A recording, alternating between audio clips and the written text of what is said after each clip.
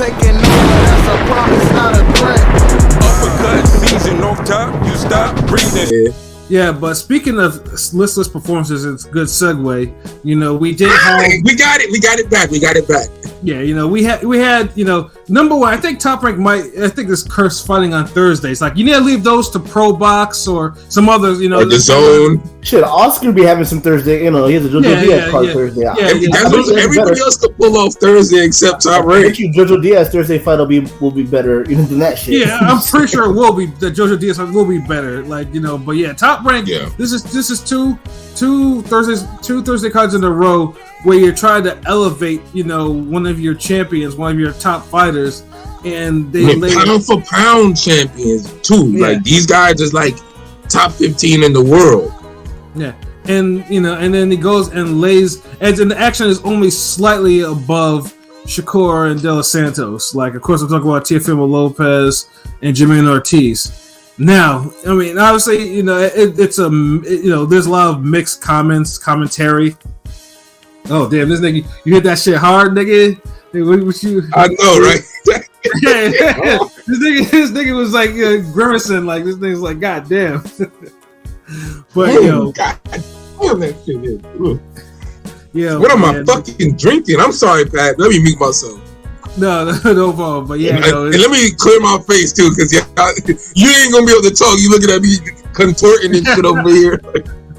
Yeah, the nigga was like the nigga was on this exorcist shit, you know. but yeah, those Thursday. Marquis shout, I see, he says can't blame Thursday for them Top Rank fights. They put them on Saturday. We all sleep until Monday. And I get it though, but you know what I'm saying. Marquis, it's becoming like a pattern. It's a little pattern that's like because you know it's a bad look. I just want to say it's a bad look because I got friends who kind of follow boxing. Not, you know, I'd say they're somewhat casuals, but they heard of Shakur and Teo. I'm like, oh, fighting on a Thursday, and then after the fight, they're like, what the fuck was that? You know, two times in a row. It's like, yeah, it's a bad look. Number one, Shakur at least had been having good fights as of late. You know, prior to that little, that horrid fight, and Teofimo is usually in an exciting fight of some sort. You know, and hell, even when he fought Sandor Martin, like Sandor Martin is not a heavy puncher, but even that fight was a better watch. You know what I'm saying? Yeah, you even had a knockdown, and there was some. I'm glad Bud was fighting David Evanezer at the same time because that fight was a little forgettable, but not as bad as this Ortiz fight. That's for sure. Yeah, and the funny things too is, and again, because you know, for Teofimo Lopez is clearly dude. I mean, one thing's for a dude is just an athletic fighter with a fast twitch, and a little power. You know, because it's looking more and more like that. Yeah, because it's almost seemed like his performance against Lomachenko was an aberration. Because that one he showed, like, I think he put it all together: technical skills, his athleticism, and shit like that. He put that shit all together. And ever since then, he hasn't looked even. It hasn't even looked like wasn't too long ago. I'm just saying, but yeah. Yeah. I mean, obviously, they can't both. Taylor, dude, we know Taylor was. It's fool's gold with that Taylor performance. Yeah, because we know Taylor. At this point, Taylor's had more disappointing performances. Yeah, at this point, Taylor at the high level, Taylor's had more disappointing performances than A+ performances or A performance. Yeah, hell yeah. Like, the nigga need to have 3 losses on his record, really. Right.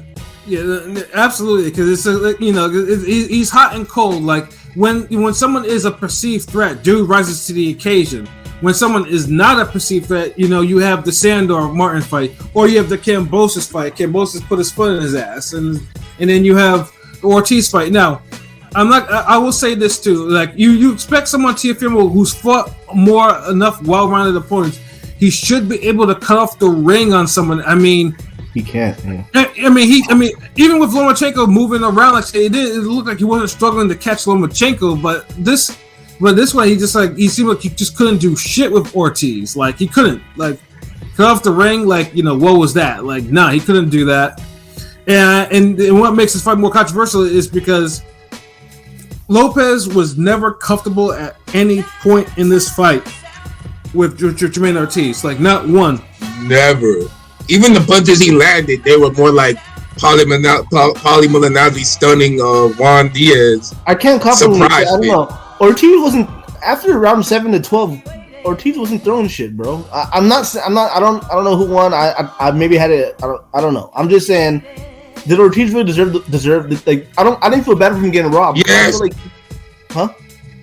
Bro, Jamaine won. Yes. Bro, hold on. Jamaine won that fight. Like, what are we talking about? That's what I'm saying, nigga. Look, you got fucking King D said he would. You can't give like most I could give Tio is 4 rounds. Right. I can't give him any more than that. 5 if you fucking stretching it like Dow's him. If you're gonna stretch it, pause like 5. But even that's like if you're like doing a Dawson like stretch, like. And, that's and even more because one of the scoring criteria is fight generalship. Ortiz was fighting his fight. Lopez was trying to keep up with Ortiz, and it was noticeable from round 1. So just off that alone, Lopez did win that goddamn fight because he couldn't do anything. He could. I mean, people say, "Yo, Ortiz ain't throw no punches," but I'm like, whatever Ortiz was doing, Teofimo did less. Yes. Yeah. That's why Ortiz outlanded him slightly on the punch stats. Because it's like, yeah, I mean, Lopez pretty much was swinging at air. Or, the only good thing that he did, sometimes he would double up a right hand, which he didn't do a lot of the time, but the double up right hand at least was working, but he just wouldn't do it. Well, especially, I'm just saying, in the championship rounds, he wasn't throwing shit. Ortiz Ortiz should have won that fight, but the last 3 rounds, Ortiz wasn't throwing shit at all. It's zero punches, it felt like. Yeah, and here's he gave away the final couple rounds, but that still isn't enough to lose him the fight. Dude, he had the whole Keith Thurman approach. All I gotta do is win 7 rounds clearly, and I feel like he did that. And I can even go to King P level and say he really won about 8 rounds. I'm not gonna say he won more than that because Tio just coming forward and looking busy got him a few rounds. So yeah, I give him that. But at the end of the day, he got outboxed and he didn't move. I'm gonna do a throwback on this one because niggas see we be posting about the training videos, but one of the early ones we did in Ring Gang long ago, like maybe 2018, 2019, was the 3-foot rule. And I did the drill and I sparred Rome with the damn with our feet tied together. And I'm still out maneuvering them and moving and slipping and doing what I was doing. The whole point is he didn't move enough to where he couldn't snap an occasional jab, throw a lead left, throw a right hook. He was always in range to fucking land on Tio, and he would. It just, the offense tapered off a little going toward the end of the fight, but he still won enough rounds. He wasn't moving on no Laura shit where, he's dominating Canelo for the first 4 rounds. Then Canelo started throwing some body shots and not even cutting off the ring because Canelo never really cut off the ring on dude. No. He just ran faster. And Laura started doing those big ass circles. So he wasn't doing no shit like that. He stayed in range. Niggas was mad that dude ain't stay on the ropes. That's what it is. He would circle off the rope, circle out the corner. He wasn't really giving Tio enough to work with. And that's Tio's fault. Right. Because if you're a fighter like that and if you trained and you're from New York and you trained in the mean streets of Fort Lauderdale, nigga, I know the pal he been to, bro, you know better. You gotta be stepping to niggas and be aggressive. Right. He ain't do that. You gotta turn with guys. He couldn't even bro. If these niggas is pivoting, if you're truly an athletic, talented fighter, you're pivoting with these niggas. And I do want to mention that Loma fight, Tio did have Joey Gamacha in the corner, which obviously he hasn't had since. And I know Tio. It shows. Yeah. Huh? It shows. Yeah, and Tio's never going to leave his dad. He said that on the record, And I guess at this point, we can only hope for him to having a Danny Garcia type career. Because I'm just saying, you're gonna need somebody in your corner. Clearly, Tio needs somebody else, another voice of coaching in the corner. But that that's not gonna happen. Then Tio might have peaked. Yeah. To add on to that, I feel like he needs more of a strategist. Like Tio tries to win all his fights off his pure talent and athleticism, but he's like a more talented, athletic Birdo. Like, serious. Like a guy who, I mean, honestly, that's actually a pretty good comparison. I was more thinking. You see what I'm saying? Like he can't I was thinking AB, but the other AB. Like he tried. Like Alicia Baumgartner. that better be. No, Adrian Which Broner. one? Adrian Broner. Damn. AB, huh? Nah, because like I can kind of see that. Like the thing is, like there were times in the Jamaine fight where I felt like he was doing his best Broner impersonation, but not in a good way. Not the good Broner, like just a horrible style against Jamaine. It wasn't working. But the crazy part is, Broner, he usually does that against guys who are superior to him or at least on his level. Like, I don't think Ortiz and Sandor Martin, like Cambosis. Think about it. Like Broner, did that flaw ever emerge against a Khabib or fucking No. Or even a fucking Emmanuel Taylor, like Theo Payne. I'm fucking Taylor. I remember that. Taylor actually did very well against Broner. It was the knockdown. That was a great fucking fight, bro. The whole the from the goddamn the ring walks to the end of that fight where Broner throws that 13 punch combo that he drops. Y'all gonna have to rewatch that shit. That's like my favorite fucking Broner fight. It was weird because Teal would try to come forward and then just throw one shot, come forward, uppercut, reset, come forward, uppercut. It was just like, bro, what are you doing? Like, that's why I thought I'm like, is this a Broner? Like, are you doing a Broner impersonation? Like, hands down, like fake shoulder roll? Like, what are we doing? Like, yeah, and he didn't. Who's beating Broner in that style though? I mean, like I said, he didn't. Because that was a minimalist. That was a minimalist ass. It didn't take much to beat Tio that night though. Who we ever saw put that amount of effort into beating Broner? I'm hard pressed to think of one on right. lower than Broner. Lower than nigga, dude, fucking Paulie Malignaggi did better for 4 rounds than Tio did in that fucking fight against Ortiz. And the funny thing is too, because Ortiz is Leon lost and did better. I mean, Ortiz felt the need to fight as healthy for 12 rounds without really switching all that much because he's like, I don't have anything to think of. Like, as long as I stay healthy, Teofimo can't solve the puzzle, which he didn't do. Except, although when he threw the double right hands, he was landing, but like I said, he just wouldn't continue to do anything around that. So, yeah, because Ortiz would counter, whenever Tio got a little testy, like Ortiz would say fucking heel exchange because he know Ortiz, he know Loma looking for, Lopez looking for one shot, and Ortiz knew he had the physical strength to throw with Tio and to hurt him, but also tie him up, which he did effectively as well. And also, Tio did nothing in these clinches. And he was the one that was doing all the pivoting and shit too. Like to the point where the ref had been, no, you can't do that type of pivoting. No, you can't do that. He was trying to help him out, bro, because it's like he was out. He gave Teofimo a boxing lesson. Like the only thing you could say Ortiz could have did more was throw more punches, but he won 7-8 rounds clearly. In the southpaw, I mean, because this guy isn't a natural. I mean, he goes both ways, pause, but he's not a southpaw fighter. So he's coming out southpaw 1 through 12. He did. He boxed Tio up. I mean, that's a complete boxer.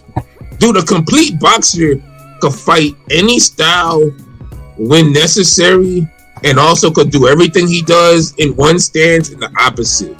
You're a complete boxer when you could do that. That's what you should strive for as any person that ever picks up gloves in their life, to be on that level of complete boxing. And I know people are like, oh, I know Jamaine Ortiz, we're not looking for that type of performance from him, but that's what we got. And this whole take the belt from the champion, look, man, he took the belt from the champion. He took it with fucking boxing.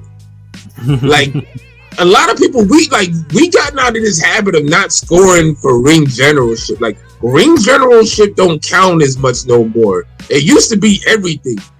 We only care about hard shots now. The whole, well, Canelo landed the flashier, bigger shots against Golovkin. Yeah, and 30-second, 45-second intervals. It was such a bad look when Tio was in the corner and was like, come on then. And then Ortiz went up, he went, come on, and then he fucking gave him the work. I'm like, oh, goddamn, Tio. Tio's my boy, but shit, goddamn, he was getting worked in the corner calling. I mean, come on. He was embarrassed. Dude, this nigga was swinging and missing, landing into the ropes. Like, bro, what the fuck? Like, come on, man. Like, that shit, Tio, it's I'm glad I had him low on that pound for pound this we just did. Yeah, I mean, same here, because he was not. After that performance, he can stay where he is, and honestly, Crawford should even wasted. If anything, he probably killed his. I mean, if you start anchoring for a Crawford fight, that's pretty much dead. Because it would have looked good if he would have knocked out Jamaine Ortiz, who's a big, healthy-looking 140-pounder. He just moved up. So, guys like him and Brian Garcia were really starving at that weight. So I'm just saying, these guys fill out and they're like, damn, these niggas, they feeding them in camp now. Yeah. But Tio's stock just went down. At this point, him and Shakur Stevenson could do a spin-off fight. And it's most boring nigga leave town. Yeah. And one thing that Tio put effort in is that fucking post-fight interview. I've never heard. Speak on that, bro. I mean, it was part. It was first he was trying to. He was sounding like a cult member. First talking about the pyramids, and then talking some Hotep shit, and then talking some crazy manic. I was like, yo, this dude is manic as fuck right now. This is And did the damn this. I mean, bro's talking Scientology shit, pyramids, Hotep shit. I honestly, I didn't even see the post-fight interview. I only saw. Bro, you missed the best part. Literally, the fight, the ring walk, and the fucking the post-fight interview was the most important shit of that night, yo. Suck a dick, no homo. Yeah, suck a dick, no homo. Oh, what it do, Bev? What it do? Salute. Agree, Jermaine Hunter. The Rosa Park in the mines. Rosa Park in the mines. The motherfucker brought up Rosa Parks. I was like, yo, where the fuck is he going? Again? Oh my goodness. Yeah, dude was. Yeah, he was wild out. I'm like, yo, anything to get our minds off that shit performance of him. Yeah, he needed some sound bites. But he crashed out like Broner. But I was watching the State of Boxing, which is after Top Rank. Tim Bradley called that shit a perfect performance from Ortiz. I'm like, hold on a minute, you can't call it a perfect performance. Yeah, Timmy be on some Homer shit sometimes. It wasn't perfect, but it was more than enough to win. It was a robbery. The thing is, they weren't allowing him to just stand on that shit. So that was his way of saying, hey, I think he looked perfect. Perfect meaning, hey, he got robbed. And this is, which is crazy because Tim usually be just saying whatever. Yeah. But these niggas were trying to just make it seem like Ortiz ain't doing enough. I'm like, the punches. Y'all keep saying punches. Dude, Lopez wasn't doing. He was missing punches. In a fight that low with such a low output, you can't afford to miss punches. and this motherfucker was swinging at the guy selling popcorn. Yeah, it was just like, yeah, it was just a absolute just shit performance, like total shit performance. Like, you know, it's like Teo needs to be ashamed of himself, like, for that. And, you know, Ortiz, I know Ortiz is getting a lot of the blame for it because, I mean, yeah, and truthfully, and honestly, if you're sticking to moving, he should have done more sticking. I admit it, but like I said, because I know, like, the old adage is you got to take the belt from the champion. And why, of course, we all think he won, but I can also see judges not really liking that too. Because, yeah, the one judge that said, it ain't about what see, that's the problem, bro.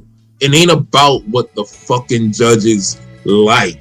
It's about what's right. All this, that's the problem. Too many niggas score fights to their fucking personal fucking scoring criteria instead of the real scoring criteria. It ain't about what you like.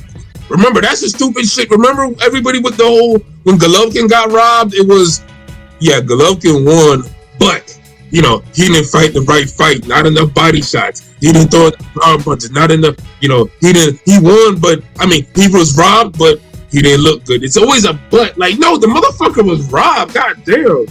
It wasn't a perfect performance though. Yeah. But like, come on, man. Like, we can't stop. Yeah. We can't be scoring fights like that. Yeah, and the 117-111, that didn't happen in this fight for Teofimo yet.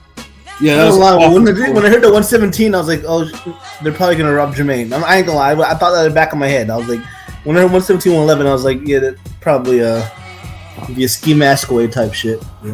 Mm-hmm. What y'all think? What y'all think of Keyshawn though? I mean, do y'all give him credit for that, or you just think Pedraza looked too old and out of it? The funny thing is too is like I didn't realize that Pedraza went back down to 135. And I'm thinking to myself, oh, that's not good. You know, he had like 5 fights. Oh, he did. Oh, damn. He had like 5 fights on 140. You know, obviously that Comey draw. Oh, you didn't realize that? You didn't realize that? No, for some reason I thought it was at 140. That's why until they started mentioning, it's like, oh shit, he went down to 135. No, the Comey fight was at 140. The Keyshawn fight, that was he's had a few after that at 140. But yeah, yeah, but I can see because Pedraza been having a bunch of fights at 140. Yeah, and funny things too. I thought Pedraza did fairly well in the first couple of rounds, but then I think that weight cut hit him hard, and then Keyshawn was just lighting him up. And it was about time because Keyshawn's been looking a little mid lately. I mean, you know, Keyshawn, that was the performance he needed. He needed that kind of performance. Blame the weed. The weed did all that, bro. Yeah, I know. They were treating weed like crack out.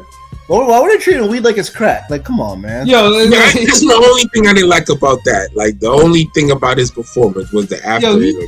He really went and thank God for curing him of his addiction to marijuana.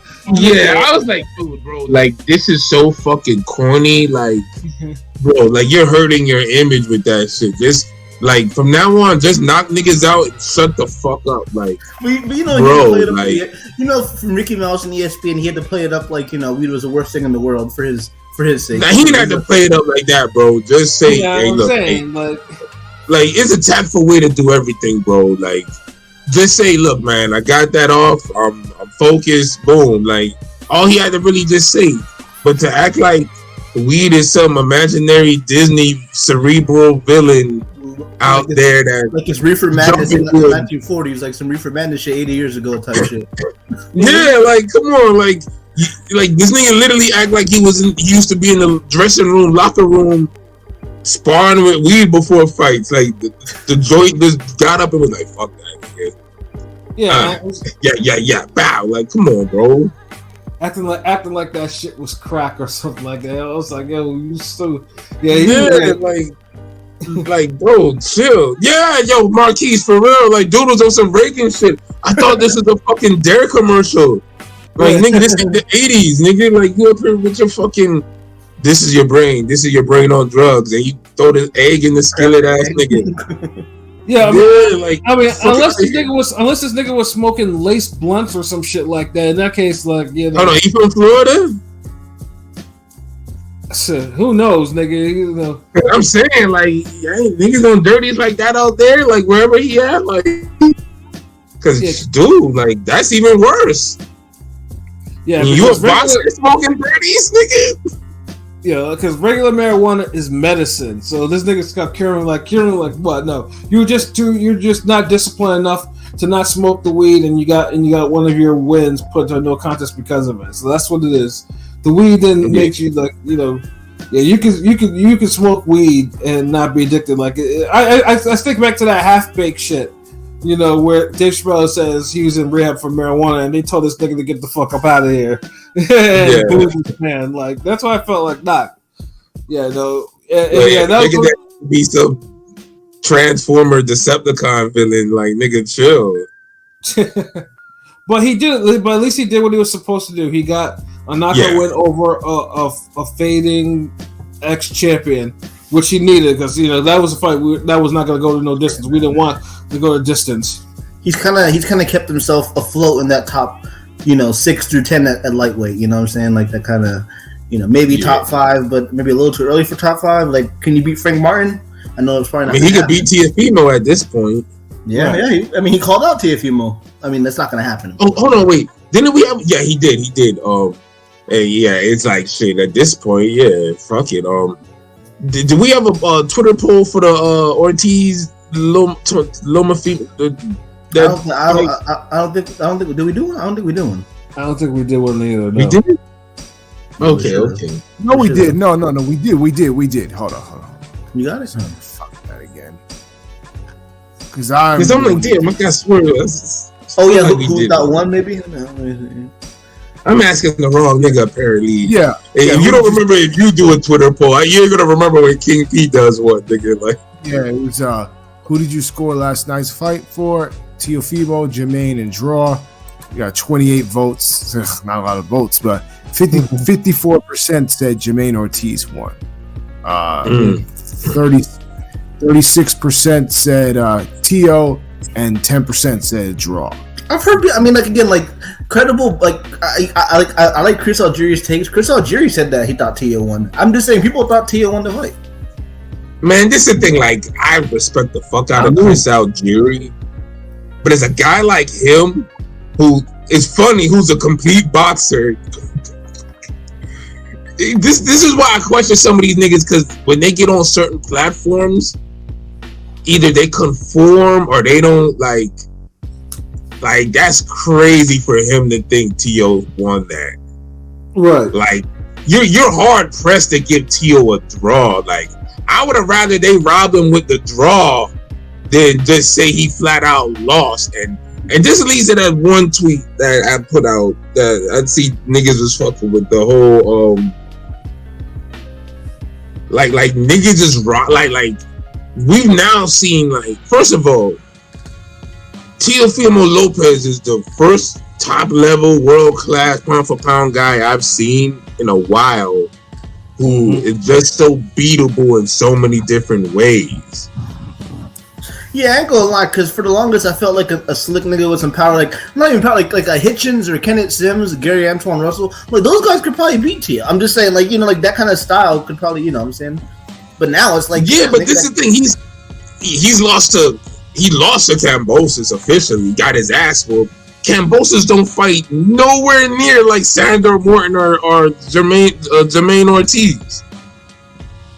Yeah, like there's a lot of flaws with Teo, but that's the thing with Teo. Like, I can never count him out because watch him fight Matias or some live dog, and he wins. I'm like, I mean, you know, because he still has two of the best wins, you know, of these guys.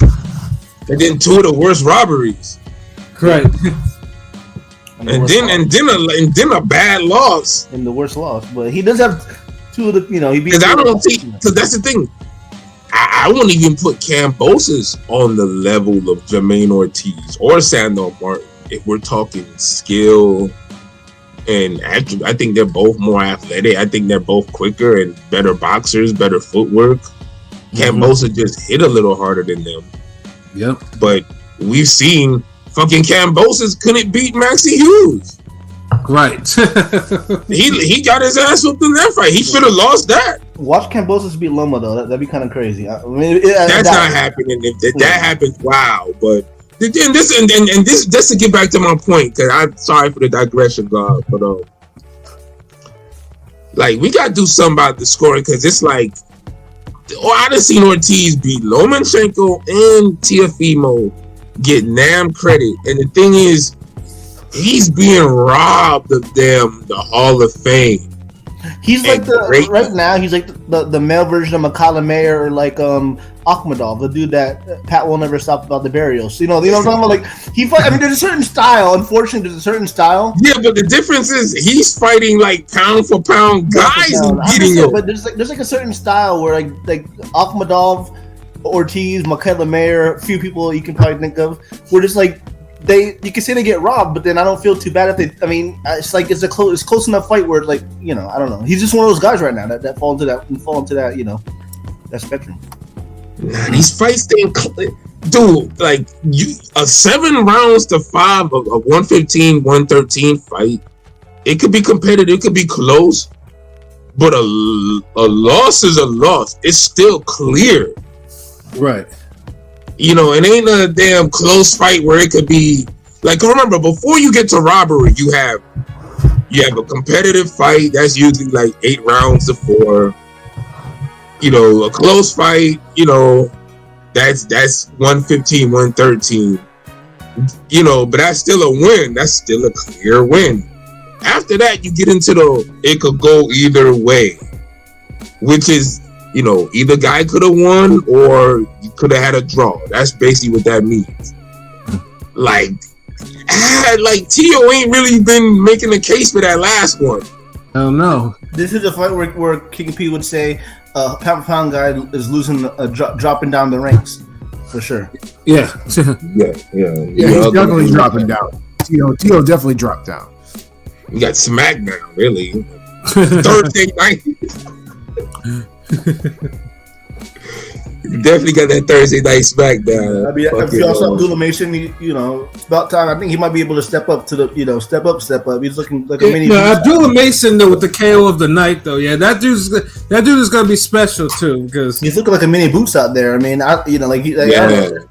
he's special. Yeah, he looks like he's special. I mean, again, you gotta wait till you step up against the right guys, but he's looking like his potential's unlimited. Sure. Yeah, he's 19. It already looks like he got his man strength already. Because dudes, because that knockout that he scored that time out was vicious as fuck. Like he damn near like smacking the one shot. All it took to have his whole shit fucked up. And the trajectory of the punch, where it wasn't no. You know how you punch a nigga and you're punching at him, or you're punching through him. That's how you're supposed to punch. But he punched him like he was telling that nigga to go to the ground. Like he punched that nigga to the ground. Like you usually see a punch to the ground in a combination. Like you'll see a Keith Thurman shit or some Roy Jones where some Sugar Ray Robinson, Leonard shit. Well, you're pop, pop, pop, pop, pop. And the last shot is like, okay, you're already falling down. Right. So the last shot is like down. Mm-hmm. But he literally threw the last shot as the first shot and just sent that nigga down. Like that shit felt like a SNK boss move. Like right. Just down punch. Like that's the heavens punch. Like a giant fist just knock you down. Like damn, like oh damn, that's probably the cartoon, the punch through the dimension shit. Yeah, that's from the cartoon. Yeah, you the punch from the heavens, yo. But yeah, but he on his way, my nigga, for real. Yeah, that dude is gonna be something special, yo. But yeah, though, Top Rank though, Top Rank just needs to go back to Saturday night cards because clearly, they can't make a fight that's intriguing enough to actually really pop off Thursday night, especially Thursday in Vegas before the Super Bowl. So it's like, and it's really dim two of your. It's really dim two of your younger, younger guys. I mean, Shakur and Tio's stock is him, downwards because of the of this Thursday spotlight shit. Yeah.